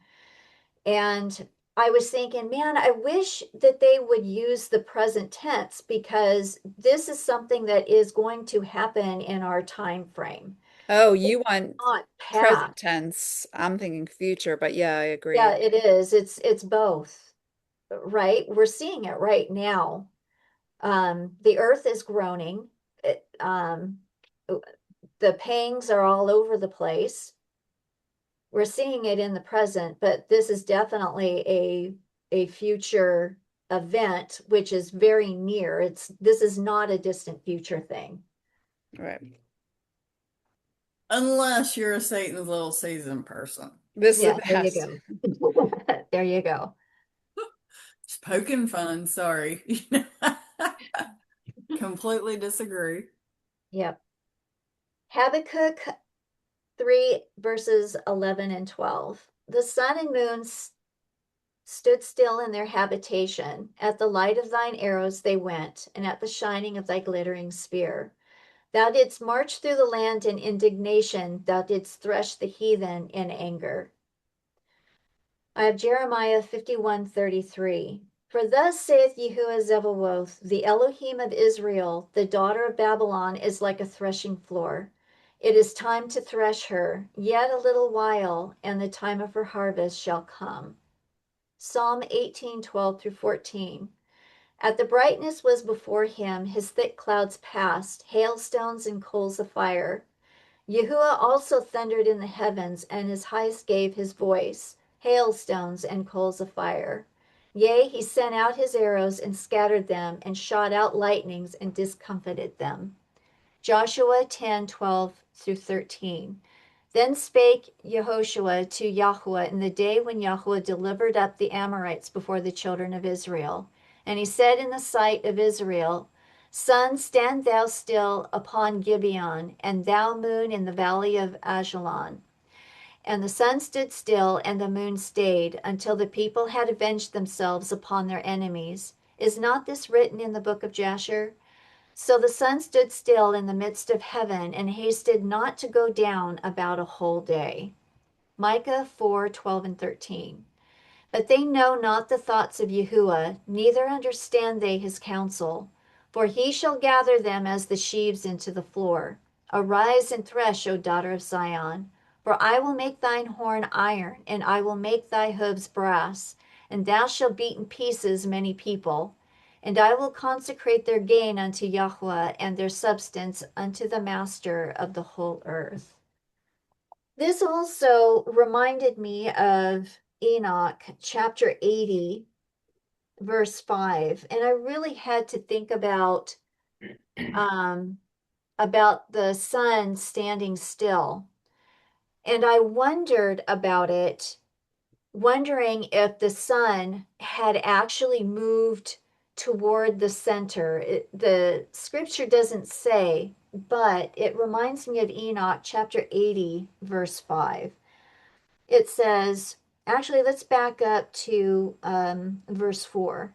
Actually, you know what? I'm just going to I'm going to go to verse 1 and I'm going to read through 8. And in those days the angel Uriel answered and said to me, Behold, I have shown thee everything, Enoch, and I have revealed everything to thee that thou shouldest see, the sun and this moon, and the leader of the stars of the heaven, and all those who turn them, their tasks and times and departures. And in the days of the sinners the years shall be shortened, and their seed shall be tardy on their lands and fields, and all things on the earth shall alter, and shall not appear in their time. And the rain shall be kept back, and the heaven shall withhold it. And in those times the fruits of the earth shall be backward, and shall not grow in their time.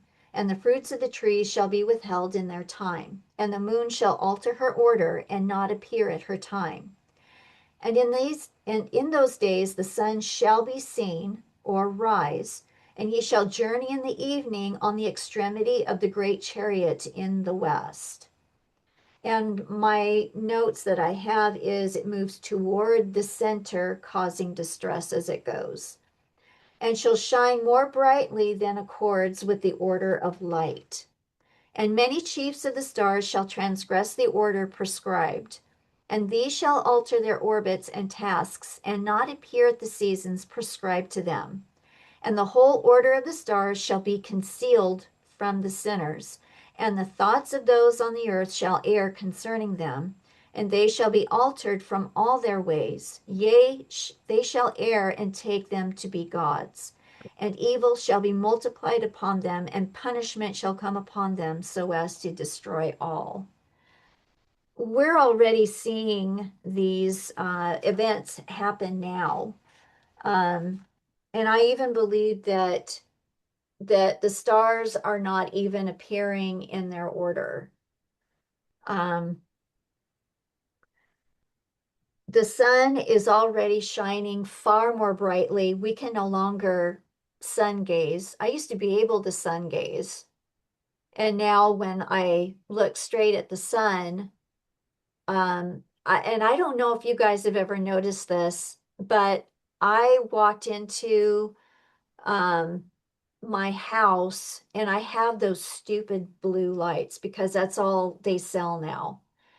And after walking outside and looking at the sun and then coming into my house, the light inside my house was absolutely blue.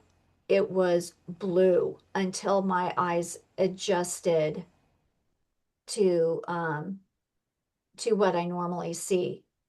But when you go outside, you should probably try this, is turn on those lights if you have them, and you will see blue in your house. And the lights are just so unnatural inside, as opposed to the lights that we used to have, the incandescent bulbs. I do believe that the stars have transgressed their orders already. And the reason I say this is because when I have looked for the stars that appear at night, they're not appearing as how Enoch describes them. And I also suspect that the reason that the first half of the year is shown, but not the second half of the year, is because if we saw the whole system, we would know immediately that the stars are not performing the way they're supposed to. They're not shining in the heavens as they're supposed to. And when he talks about the orders of the stars shining at night, there are certain stars that become bright as the sun goes down. The brightest ones, like Antares, I don't have my stuff with me, but there are certain stars that make themselves known, and it's pretty regular when you see it. But without those extra 6 months of stars, we have no way of seeing. that they are no longer in their order. I am seeing the out of order, the out of orderliness, if you will, happening when I go in and look and see which stars are supposed to be shining. And according to Enoch, there are specific stars that show up at night at specific times of the season, right? They're seasonal stars, they show up and they are regular. They're not. And I noticed that when I was looking at the Mazzaroth, trying to determine the trying to determine which of these stars they are. So because I noticed that the pattern does not keep with Enoch, and because I recognize the time that we're in right now, I have noticed, and I can only assume that the stars are they're no longer doing what they're supposed to be when the sun goes down. So that's just my observation. Other people I'm sure have other experiences, but that is mine when I've been studying the Mazzaroth.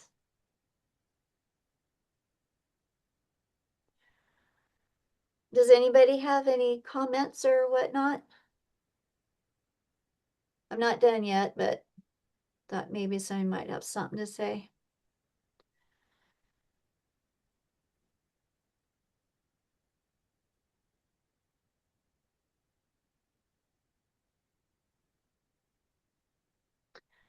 Okay, Habakkuk 3:13. Oh, sorry.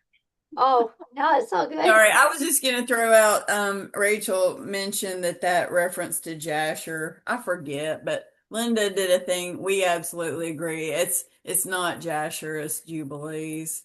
Just another way to deceive by the squatters. But yeah. Sorry, Christina. No, that's all good. That's all good. Habakkuk 3:13. Thou wentest forth for the salvation of thy people, even for salvation with thine anointed. Thou woundedst the head out of the house of the wicked by discovering the foundations unto the neck. Selah. So this meant to me that when Yah goes and he destroys the earth, he is seeking those underground bunkers, which he is going to discover the foundation of. He is literally going to discover how deep they go, and he will lay it bare, and they will be destroyed. And the Selah, I had to think about that for a little bit. And that's what Selah means. You pause and you think about what he is saying. And also, when you look at Psalm 149:7, actually, let's go there because I don't think I added it into the slides. In Psalm 149:7, he talks about saving some of them for destruction after the wrath.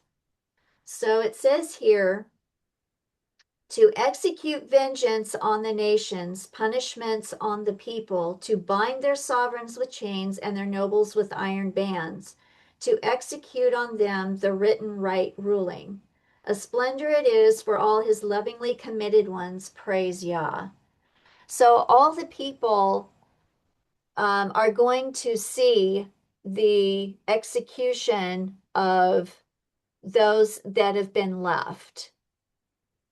I was telling Gentlemen, Christina yeah. earlier that I personally think that the ones he holds out, first of all, he's making sure that they feel the entire wrath, right? All the seven trumpets, all the final seven bowls. And my guess, this is just my opinion, But he makes it clear the first order of business is Satan, the fallen angels, demons are shoved in the pit. And then he starts slaughtering all the people that have refused to repent.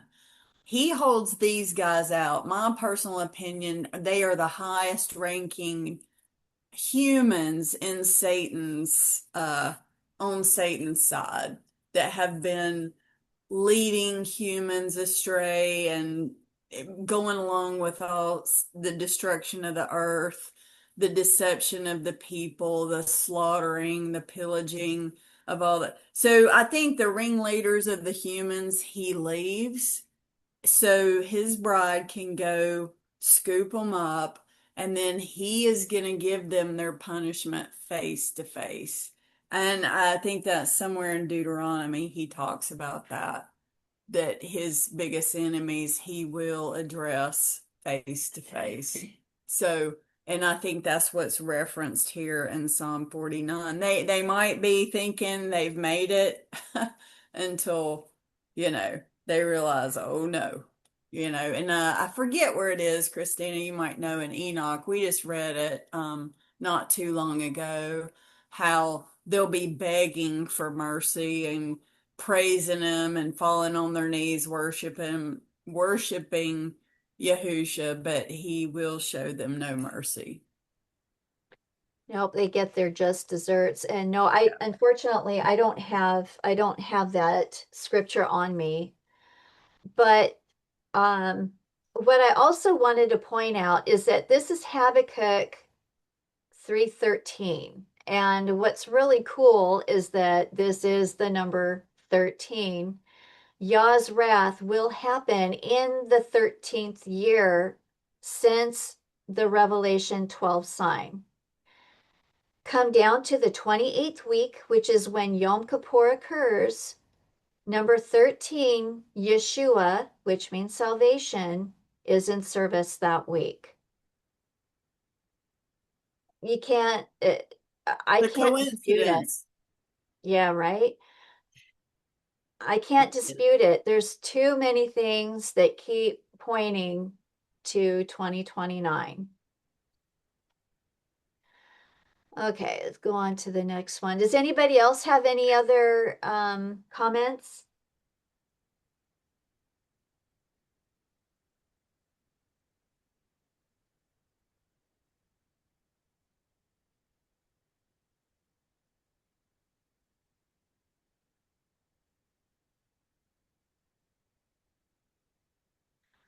Okay, I am going to choose to read Habakkuk 3:16, LXX. I watched, and my belly trembled at the sound of the prayer of my lips, and trembling entered into my bones, and my frame was troubled within me. I will rest in the day of affliction from going to the people of my sojourning. After reading all three versions, it is clear in the LXX that it is the Day of Atonement that Habakkuk is referring. Habakkuk describes the feelings of anxiety that physical Israel and the nations with them will experience in the day of wrath. The people of his sojourning are the unrepentant who will die in their sins. Psalm 119, 120. My flesh trembleth for fear of thee, and I am afraid of thy judgments. Isaiah 26, 20 through 21. Come, my people, enter thou into thy chambers, and shut thy doors about thee. Hide thyself, as it were, for a little moment, until the indignation be overpast. For behold, Yahuwah cometh out of his place to punish the inhabitants of the earth for their iniquity. The earth also shall disclose her blood, and shall no more cover her slain. 2 Thessalonians 1, 6 through 9. Seeing it is a righteous thing with Yahuwah to recompense tribulation to them that trouble you, and to you who are troubled rest with us, when the Master Yahusha shall be revealed from heaven with his mighty angels, in flaming fire, taking vengeance on them that know not Yahuwah, and that obey not the gospel of our Master Yahusha, Messiah.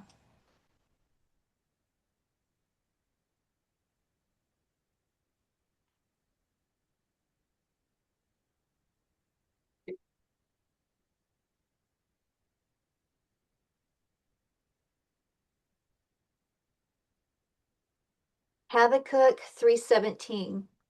Although the fig tree shall not blossom, neither shall fruit be in the vines, the labor of the olive shall fail, and the fields shall yield no meat. The flock shall be cut off from the fold, and there shall be no herd in the stalls.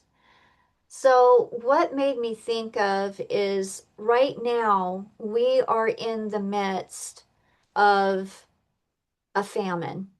We are in the midst of not being able to provide food or to farm simply because we have got entities that have taken over the weather, poisoned our food, poisoned our water, poisoned our bodies in every way imaginable.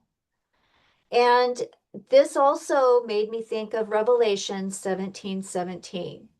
For Yahuwah hath put in their hearts to fulfill his will, and to agree and give their kingdom unto the beast, until the words of Yahuwah shall be fulfilled. So they are in agreement to do these things right now. And this is our basically, this is our testing to see if we are going to wake up from our sins and become obedient. A lot of people I don't think, really understand that this all must come to pass. This is Father's way of dismantling the governments that are ruling us today. This is a process, and why we should not be mixing ourselves up with their politics, with their so-called agendas. We are supposed to be repenting. We should be in repentance right now and not concerning ourselves with what is happening in the world because we cannot change it.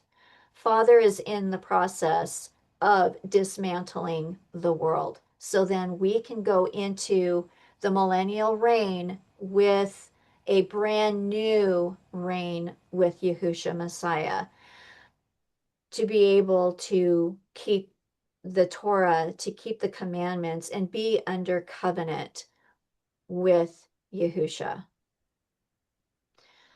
Deuteronomy 28:15 through 18. Hey, Christina, it's 2:05. Do you want to, you Oh, know, wow. I did not yeah, realize we were so late. yeah. I Um, I why don't mean, I folks finish can up read this? that. Do Yeah, what? and we'll move forward. We'll do this afterward. We'll continue. I'm sorry, I did not mean to take so long. Oh, no, no, that's fine. I just wanted to, I know folks like to do some things before the next. So, so do you want to finish it next week, or did you just want to go to the next slide? Because, I think everybody realizes there's gonna be no food. Right. And you know what? I'm down to just a couple slides left, and I would hate to split it up. So let's go Yeah. ahead and move on, and we'll finish up. Yeah, and you can just skip reading them, Yeah. just, yeah, because it's there if folks want to read it, but okay. I meant, all the references, I guess is what I'm saying. Yeah, no problem. No Okay. problem. Habakkuk 3:18. Yet I will rejoice in Yahuwah, I will joy in the Elohim of my salvation. So, who is the Elohim of my salvation? It is Yahusha. And um, I have these scriptures here, but the ones that really get me is Exodus 24:10. And they saw the Elohim of Israel, and there was under his feet, as it were, a paved work of sapphire stone, as it were the body of heaven in his clearness. This is Yahusha. He Yeah. is the King of Israel.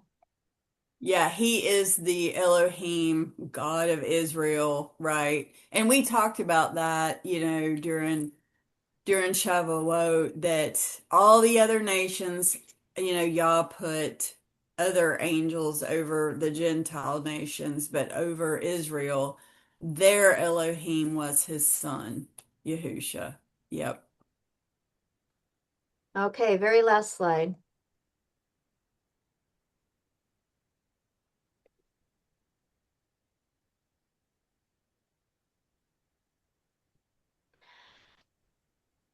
Yet I will rejoice in Yahuwah. I will joy in the Elohim of my salvation.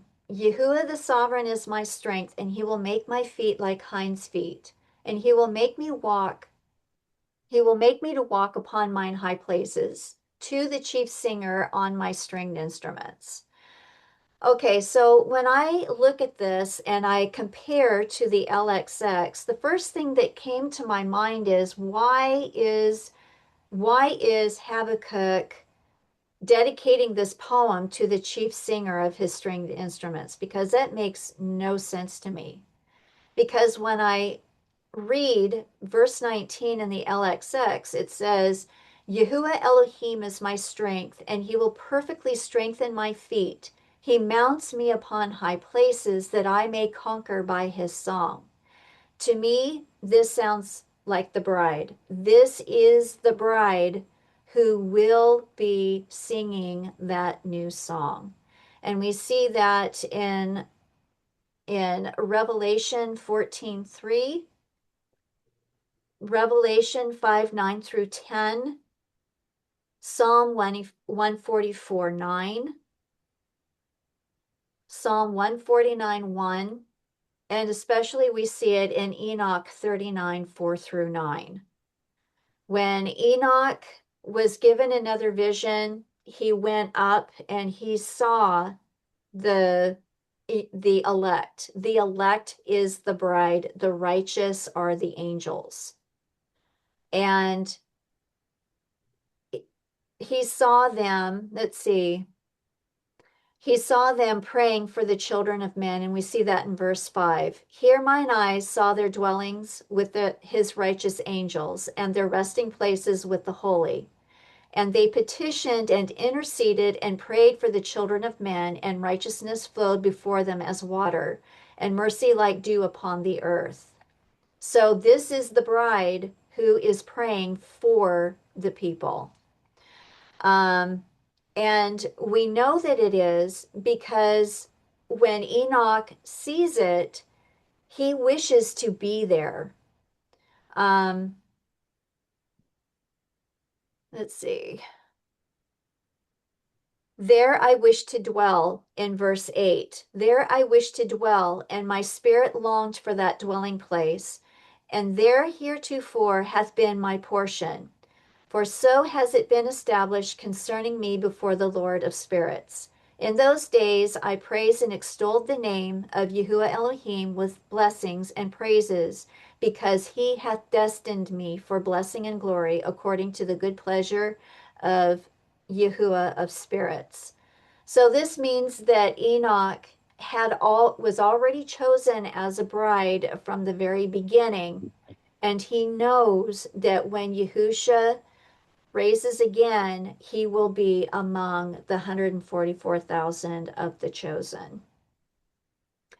So there we are.